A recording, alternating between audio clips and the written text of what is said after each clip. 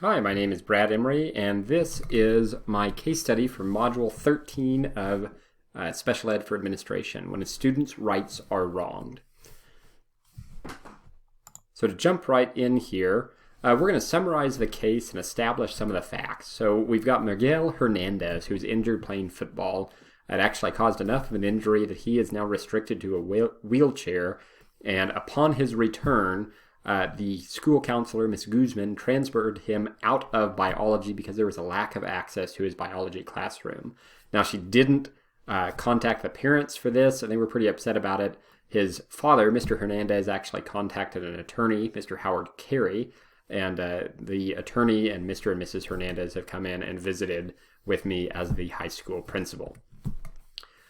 As far as legal issues or ethical issues, there's quite a few legal issues tied in with this case. We're looking at Section 504 of the Rehabilitation Act of 1973, and Miguel certainly falls under that act that requires all government entities to have free public access and to be accessible to all individuals with disabilities. So under those parameters, he also falls under the Americans with Disabilities Act, and the opportunity to access this school, again, a federally funded program, and therefore we have to require access or enable access.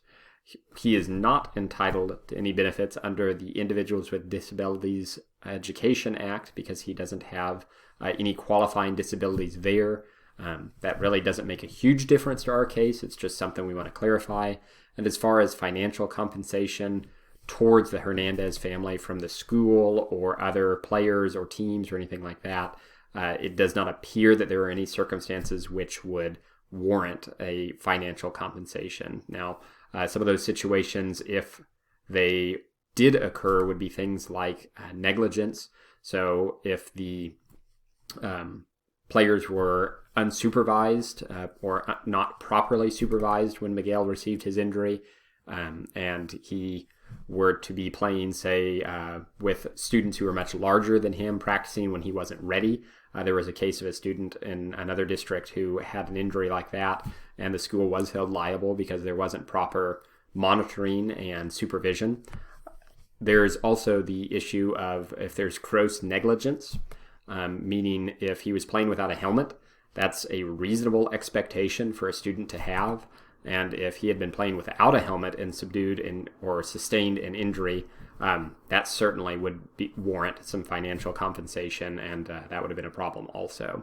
But near as we can tell from this case, he was playing well supervised in a safe environment with another school on the field. Everything that we needed to do was covered, and although we are very regretful for this situation, it was truly an accident, so there is no financial compensation required or available toward the Hernandez family, though we certainly are going to work with them in this situation to make sure that Miguel is well cared for as far as his continuing education goes.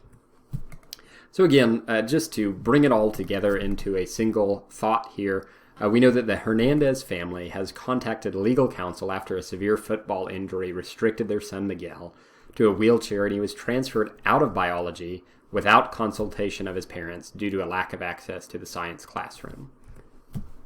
So to start synthesizing the facts, we're going to look at the people first who are involved with this. Of course, we have the Hernandez family, and then one of the key players here is Miss Guzman, and we'll discuss a little bit more of what's going on with her as the school counselor and this decision she made to transfer Miguel out of his biology class without consulting the parents. We have Howard Carey, the attorney for the Hernandez family. My role as the principal is relevant to this case. And then we're going to want to bring in the superintendent and the Board of Education for some of the changes that are going to be required by law and that have just really been brought to the front by Miguel's injury. It's something we've needed to do. We should have done already. And we're going to discuss that a little bit more when we look at the solutions to this case. So the place, we're at Nottingham High School, and it's an older building. We said that it's really pushed past what our capacity was ever expected to be, which is why we're using modular trailer classrooms outside of the school. And those were built prior to Section 504 of the Rehabilitation Act, which means they're probably not up to code, most of them. And there's not a lot of access necessarily since those were built in the 1950s. So that's something we're definitely going to need to address as we find a solution to this. Likewise, roughly about a quarter or a fourth of those buildings need to be brought up to code and provided with full accessibility. We've done about 75% of the work, which is great, but this is one more reminder that we really need to get everything brought up to code for the good of all of our students, Miguel, and anyone else that comes in with a disability. And with all of that, we're seeing a lack of wheelchair access around our building. As far as the program, we are a public school. We receive federal funding, as I've already mentioned, and that means that we do, even if we weren't following these requirements and doing what was best for our students like Miguel, out of just doing what's best and caring about the students, legally we're required to provide access to Miguel and other students who may not have the mobility that many of us take for granted. So as far as that goes, we want to make sure that we're doing what's best for our students, not just because it's a legal requirement. As far as his program, he's looking at biology. He needs that for his college requirements. The university he is planning to attend asks that he have biology, so we can't take that away. We don't want to take that away from him. That's an opportunity that all children, all students, or all kids must have available to them. And so we're going to find a way to come up with an amiable solution here to make sure Miguel still is able to take biology. So looking at some of the info that we have and trying to figure out how we're going to resolve this, we need to know that public safety and the accessibility of our building, that affects all our stakeholders, even those who have full mobility, like Miguel did just a few months ago, could at any point need access to areas if they were to lose that ability, that mobility. And we just don't have that right now, and that's something that needs fixed. We need to make sure our school is future-proofed. And what do I mean by that? I mean that we want to make sure that as we're moving forward, whether it's just Miguel who needs access or other students who are coming in the future, we want to find a solution that allows us to not only meet Miguel's needs, but gives access to anyone that walks in our doors, anyone that comes into our building, and gives them that same high-quality education that we're known for. So in order to do that, I'm going to be spending some time consulting with my supervisors, the superintendent, as well as other administrators at the central office and our Board of Education to make sure that we're providing access to these areas, that we have the budget to do so, even if we need to move things around. And we're going to work on a timeline of what that looks like.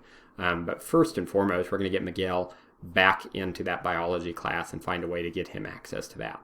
So certainly, Miguel and other students with disabilities have a vested interest in this, and any staff that we would hire that would have a disability also, this is vitally important to them. We're not going to stick them in one corner of the building and tell them they can't move out of that. So we want to make sure we're doing our research prior to full implementation to address any concerns that might come up. So as far as our options and possible consequences, we can look at the no action versus extreme action. So these are kind of the two ends of the spectrum. We're not going to do either of these, but we want to think them through just to know our parameters of what we're looking at. So as far as no action, we could ignore the Hernandez family and their attorney, or we could go on the other end of the spectrum and we could jump in right off the top, not consult anyone, and just begin construction and try to make this school accessible, kind of fixing all our problems right now. Neither of those are really good options. We'll talk more about them later. And as far as other options that are within the boundaries of those two extremes, we could follow just the minimal requirements. We could get Miguel access and not worry about the rest. We could begin to create greater accessibility as time and the budget allow, moving really slowly, but making sure we are doing it. We've already converted 75% of our school. We can just kind of keep cruising on that slower track and getting things adjusted. Or we can work with parents and experts to make sure Miguel has access while building plans and using this as an opportunity to create a fully accessible school campus. So to evaluate these options, certainly taking no action is absolutely unacceptable, and other than just being damaging to our students and to Miguel and his family, it's going to end up with us in a legal battle, and we're going to lose community support. It's just not even an option. We're not keeping that one on the table. On the other end of that, we're not going to go all in. We want to do this right. Rushing projects, it creates potential problems. We may run into budgetary issues, and we may do something that seems like it's up to code but isn't if we rush into it. So we're not going to do that either. As far as following the minimal requirements, sure, that would work, but we want more than just Miguel to benefit from the changes we make. And this is a situation, even though it's a little touchy right now, we want to leverage this for the good of all of our students and all of our stakeholders. So rather than doing the minimal amount required, we're going to make sure we're doing not only what's best for Miguel, but what's best for those in the future. Likewise, as we begin to create greater accessibility, this is a good first step, but we wouldn't want to go just on our current plan. Obviously, not having everything up to code has been a problem, and it very quickly became a problem, and we don't want to be in that situation again. So we're going to take some time, and we're going to plan out and figure out what are we going to do to make sure our entire campus is accessible and complies with Section 504 of the Rehabilitation Act, so that all these students, anyone who walks in our door, student, staff, or parent, has the access they need and is provided with a quality education. So by now you probably have a pretty good idea of the best option. We're going to work with the Hernandez family, and we're going to work with other experts to provide Miguel access while we're drafting plans to create a fully accessible school campus. So some details of what that's going to look like. First off, very first thing we're going to do is we're going to talk with the Hernandez family and their attorney, and we're going to apologize because we dropped the ball on this one. We're taking fault where we need to. We're owning up to where we made mistakes. We really should have had access and made sure that our school is accessible for Miguel with that wheelchair prior to him ever walking back or coming back into the building. So that's on us. We're going to acknowledge that and make sure the parents understand that wasn't intentional. That was an oversight on our part. We're going to do everything we can to make it right. Likewise, I'm going to take some time as the principal to personally visit with Ms. Guzman, not to accuse her, not to attack her, or to make her feel bad or anything, but just to help her understand legally and ethically, we don't want to change a student's schedule based on the way we see it as the best option. There's a lot more factors weighing in here. In Miguel's case, it's affecting his college and his future, and it's not our right, not our place to change that without consulting with him and the parents. And really, this is something she needed to bring up with me as the principal first, so that we could address this before it got to a hot situation like it is now. Now, this is fairly minor, and we're going to be able to resolve it, and I fully expect that Ms. Guzman will fall into place and do an excellent job upon realizing where she made some mistakes. We're going to involve all the relevant stakeholders. We're going to get the Board of Ed, the administration involved. We're going to look for parents. We're going to step outside and find some people, some experts who are working with disabilities, and ask them, what do we need to do to make sure our school is providing the best possible access, the best possible education for anyone that walks in those doors. That's a phrase you've heard me use a lot, and it is important. We want to make sure that in the future, we don't ever have a situation like what we're running into with Miguel. We want all students to have access and free public education. So that's something we're going to look at, and then we're going to sit down together with parents, with the community, with our experts, with our administration, our Board of Ed, to make a plan to bring our high school up to code, to make sure that Miguel and any other students who step in our doors or anything else have access to all of our offerings. They've got the same quality education that their more mobile peers would have. And that's going to take time, that's going to take money, it's going to take effort, but it is so worth it in the long run. And right now, immediately, we're going to make sure Miguel has access and gets back in that biology class, whether we need to move the class or provide a means for him to get to the class, whatever is going to be best. And then looking forward, moving forward, we're going to roll out access to all other locations on campus. That last quarter of the building and trailers that aren't up to code, we're going to get that done as fast as possible within the realms of our budget and within reason. So this is the Module 13 case study. Thank you for sitting with me through this, and I wish you the best.